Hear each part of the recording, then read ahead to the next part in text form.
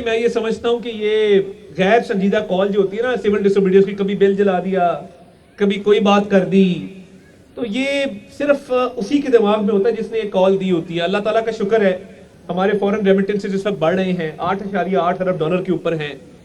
ہماری جو foreign exchange reserves ہیں 11 ارب ڈالر کراس کر گئے ہیں. انٹرسٹ ریٹ 15 کے اوپر ہے، 15% پہ قائم اور 13% کے اوپر ہے.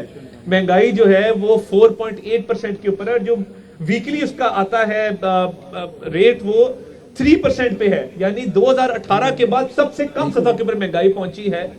تو یہ جو نافرمانی ہے اور یہ تشدد کی سیاست ہے، عوام اس کو رد کر چکے. اگر عوام نے اس کو رد نہ کیا ہوتا تو یہ دوڑ نہ لگاتے، بھاگتے نہ.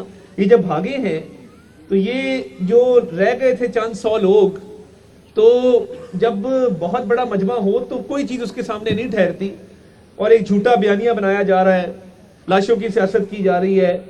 تو میں تو صرف یہ پوچھنا چاہتا ہوں کہ دوڑ کیوں لگائی، بھاگی کیوں موقع سے.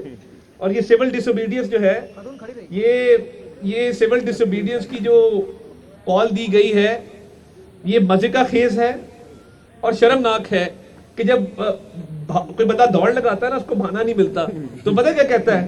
وہ کہتا ہے نافرمانی شروع کر دو. وہ بھی تمہاری نافرمانی کی ایسی کی تیسی پھیر چکے، پہلے تم وہاں سے بھاگ چکے، اس کے بعد کس چیز کی نافرمانی ہے؟ تم بچپن سے نافرمان تھے، تم ماں باپ کے بھی نافرمان تھے، تم خدا کے بھی نافرمان تھے، تم بیوی کی بھی نافرمان تھے، تم بچوں کی بھی نافرمان تھے. تو نافرمانی تمہارے خون کے اندر ہے.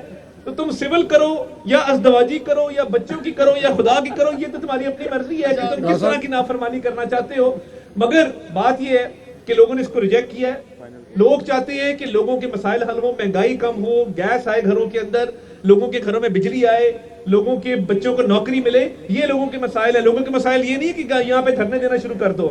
تو یہ جو دوڑ لگائی ہے اس کے پیچھے جھوٹا بیانیہ، کبھی لاشوں کا، کبھی جھوٹا بیانیہ جو ہے وہ سول نافرمانی کا. اب جو مرضی کر لو، تمہاری دال نہیں گلنے والی. تم لوگ دم دبا کے بھاگے ہو اور تمہارا کوئی فیوچر نہیں ہے. صاحب ایک تو اس پہ کمنٹ کر دیں کہ بہت زیادہ فیک نیوز پھیلائی گئی، جس کو کہ مختلف ممالک کی پارلیمنٹ میں بھی جس کا تذکرہ ہوا، انہی خبروں کو لے کے سینئر وکیل نے 278 کا بیانیہ گڑا اور وہ بالکل اس میں کوئی صداقت نہیں تھی.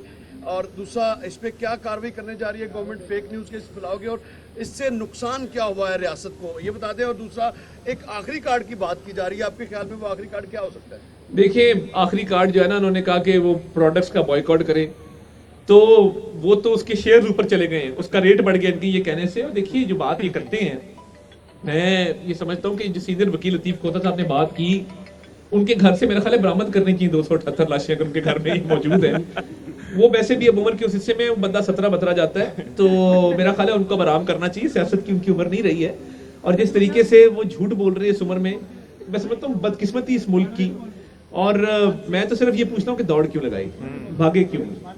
اور اگر یہ اتنی ہی بات ہوتی تو کوئی ایک پوسٹ مارٹم، کوئی ایک ویڈیو سامنے لے آتے. جھوٹی ویڈیوز، غزہ فلسطین کی ویڈیوز کا سہارا نہ لینا پڑتا، پرانی ویڈیوز کا سہارا نہ لینا پڑتا، پرانی پوسٹیں نہ لگانی پڑتی. تو یہ بڑی بدقسمتی ہے، اور یہ انتشار کرنا چاہتے ہیں، انتشار نہیں کرنے دیں گے انشاءاللہ. بہت شکریہ. بتا دیجیے گا کہ آپ نے باجوہ صاحب کے گھر کیمرہ مینوں کے حوالے سے سیلری اوپر بات کی تھی، 35,000 سے نیچے کسی کی سیلری نہیں ہوگی. ابھی بھی ہمارے کیمرہ مین جو ہے وہ 18,000 20,000. میں یہ پی بی اے کے ساتھ ایک دفعہ نہیں 3-4 مرتبہ ٹیک اپ کر چکا ہوں. انہوں نے کہا ہے کہ جب ہم واجبات ادا کر رہے ہیں تو پھر یہ چینل کا فرض ہے کہ وہ اپنی تنخواہیں بر وقت ادا کریں. کے پی میں جو پاک فوج کے جوان ہیں ان پر حملے ہو رہے ہیں، خوارج جو حملے کر رہے ہیں، دہشت گردی کو حکومت کیسے ٹیکل کرے گی؟ دیکھیے، میں یہ سمجھتا ہوں کہ اس حوالے سے آلریڈی نیشنل ایکشن پلان جو ہے وہ اس پر عمل ہو رہا ہے. کے پی حکومت سنجیدہ نہیں ہے. کرم میں لاشیں گری، باقی معاملات ہوئے، ان کی لا اینڈ آرڈر کی طرف توجہ نہیں ہے، اور وہ ایک جھوٹے بیانی پہ سارا پیسہ لگا رہے ہیں. تو میں سمجھتا ہوں کہ یہ ان کی ایک نااہلی ہے.